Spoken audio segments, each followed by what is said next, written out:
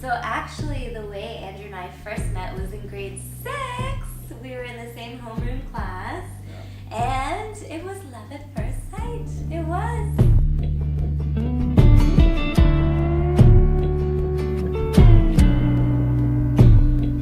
I don't know. I thought he was really, really cute. I was the cool kid. He was the cool kid. I was cool too.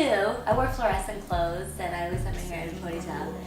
But I was still cool. I was a funny, cool girl. Anyways, I really liked him. No, but she was the nerd. I saw the beauty in the nerd.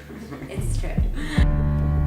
Lie down with me and hold me in your arms. He was actually my first kiss. I thought I was his too. Turns out I was not. But yes, Andrew was my first kiss. And your last. Yes. And then we ended up on the same softball team. 15 years later. Right.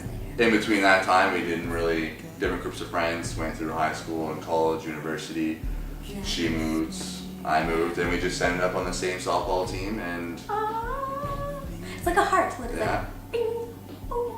And it all started, my dad was always joking around saying, you know, you're single, my son's single. I'd love to see you at our dining room table for dinner, blah, blah, blah. Yeah. And one night he was a little extra pushy, and I decided to apologize to Effie on her drive home, send her a text message for the first time ever, apologizing for my dad, make sure she's not feeling uncomfortable. And then we talked all night. Yeah. And here we are now. Yeah. I was made to keep your body warm, but I'm cold as the wind blows, so hold me in your arms. Oh no, my heart's against your chest, your lips pressed to my neck. Well, it was in New York City, right? New York. Right, I was going to wait another month or two, but since I was, reason being because her ring was going to be a while for them to make it up, right? So, It was 7 months into our relationship. yeah. So I already told myself I was going to wait 9, I was going to do it in May, but then we were planning on a trip to New York City, being Effie's favorite city. We were going down there to visit my sister for Easter, and I felt, you know, what a perfect time, you know? So anyway, so I put a rush on the ring, which still wasn't ready, so I got a ring anyways. So, A real ring to wear on my finger temporarily.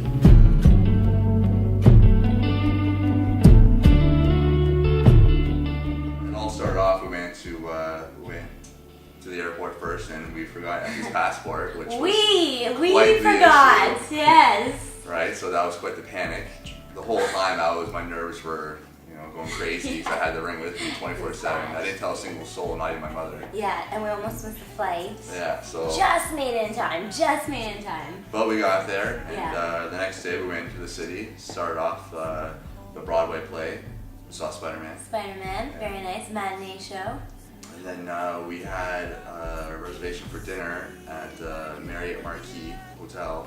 So it was a revolving restaurant. That overlooks Times Square. Yeah, overlooks the whole city. Yeah. Right, it was 52 floors up. It's quite nice.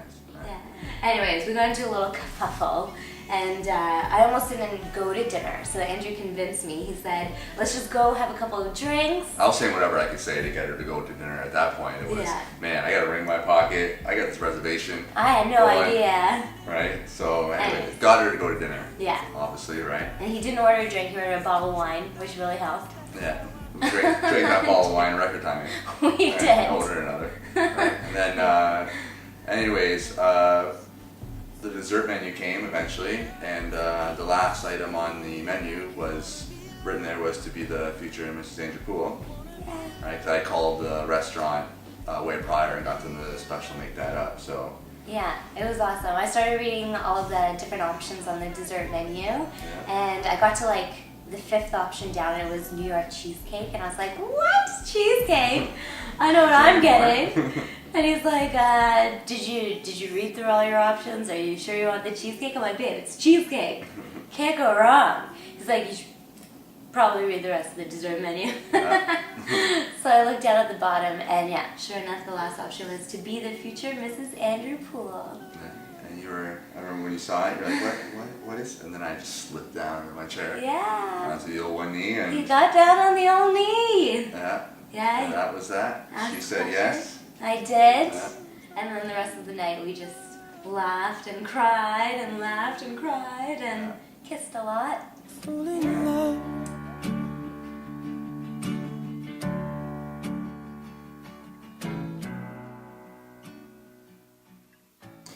Alright, babe, well, we're getting married, and honestly, could not be a happier man. I am by far the luckiest guy in the world.